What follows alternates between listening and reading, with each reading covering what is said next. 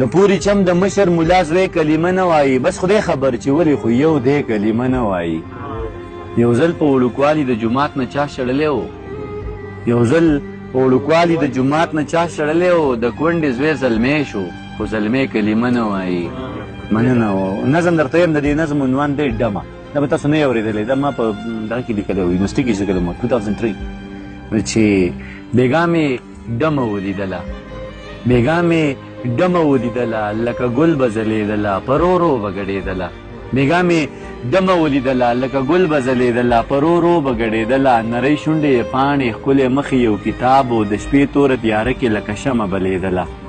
د شپې توره تیاره کې لکه شمع بلېدله. په محفل کې څه غټانو څه راغلي غریبانو، چې غریب به ورنږدې شو دا به رو رو تښتېدله، چې امیر به ورنږدې شو دا به یې خواته راښویېدله.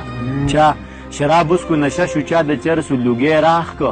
زه هم محفل کې ناست وم د مستۍ نه ناخبره، عجیبه شان سوچ کې پروت وم. ما ویل دا به د چا خور وي چې د چا غېږ کې ګډېږي، دا به هم د چا بچی وي د حیا څادرې شلېږي. یا خو ډېره د بېوسه چې محفلو کې ګډېږي، یا یې سر باندې څوک نشته ځکه نه یریږي، یا یې سر باندې څوک نشته ځکه نه یریږي، یا خو ډېره د کمسله نه حیا شته نه شرمېږي.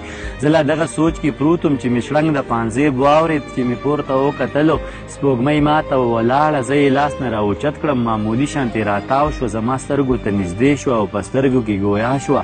وی اخري سوچ دې ښه نه دی، زما سترګو ته نږدې شوه او په سترګو کې ګویا شوه. وی اخري سوچ دې ښه نه دی، زه حیا لرم شرمېږم خو مجبوره یم ګډېږم. ته زما نه څه خبرې چې له کوم حالت تېرېږم، دا منمه چې خدای شته دی، زه پې هم ډېره یریږم. زه هم د چا غیرت یم په دې هم ښه پوهېږم، خو زه هېڅ کولی نه شم چې زه ډمه یم ګډېږم.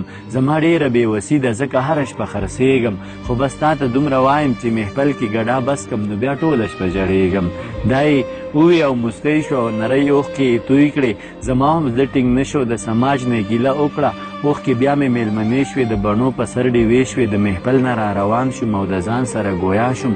ما وی دومره لوی جهان کې د چا دومره هم ځای نشته.